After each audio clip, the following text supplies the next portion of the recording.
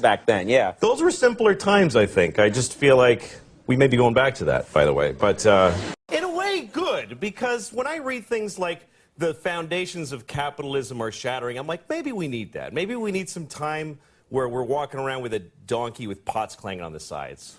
You think that would just bring us back to reality? Yeah, because everything is amazing right now, and nobody's happy. Like, in my lifetime, the changes in the world have been incredible. When I was a kid, we had a rotary phone.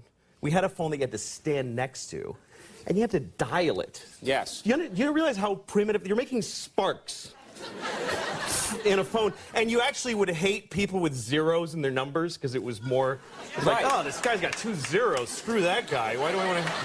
Yeah. And then if they called and you weren't home, the phone would just ring lonely by itself. And then if you wanted money, you had to go in the bank for when it was open for like 3 hours. You had to stand in line, write yourself a check like an idiot. And then when you ran out of money, you just go, well, I can't do any more things now. Right. I can't do any more things. That's it, yeah. That was it. And even if you had a credit card, the guy would go, ugh, and he'd bring out this whole shunk, and he'd write, cut. He'd have to call the president to see if you had any money. And it's all true, kids. You had to call the president, yeah. It was ridiculous. Yes. Do you feel that we now, in the 21st century, we take technology for granted? Well, yeah, because now we live in an amazing, amazing world, and it's wasted on the crappiest generation of just spoiled idiots that don't care, because this is what people are like now. They got their phone, and they're like, it won't. Give it a second. It's going to space.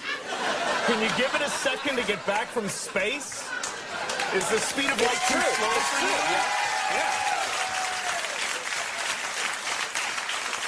I was on an airplane, and there was internet, high-speed internet on the airplane. That's the newest thing that I know exists. And I'm sitting on the plane, and they go, open up your laptop, you can go on the internet. And it's fast, and I'm watching YouTube clips. I'm in an airplane. And then it breaks down, and they apologize, the internet's not working. The guy next to me goes, this is bullshit.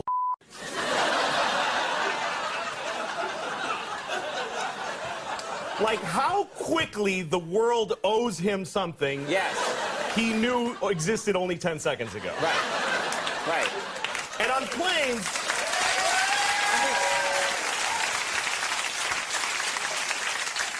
flying is the worst one, because people come back from flights and they tell you their story.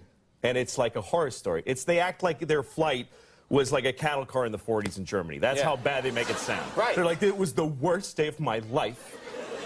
First of all, we didn't board for 20 minutes. Right. And then we get on the plane, and they made us sit there on the runway for 40 minutes. We had to sit there. Oh, really? What happened next? Did you fly through the air incredibly like a bird? Did you partake in the miracle of human flight, you non-contributing zero, that you got to fly? You're flying! It's amazing.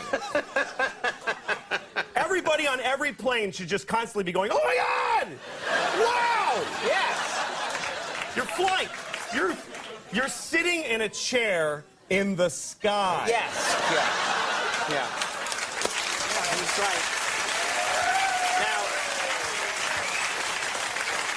Now, Louis. But it doesn't go back a lot. and it's not really. You know, here's the thing. People, like, they say there's delays on flights. Yeah. Delays, really? New York to California in 5 hours. That used to take 30 years to do that. And a bunch of you would die on the way there and have a baby. You'd be a whole different group of people by the time you got there. Now you watch a movie and you take a dump and you're home. Yeah.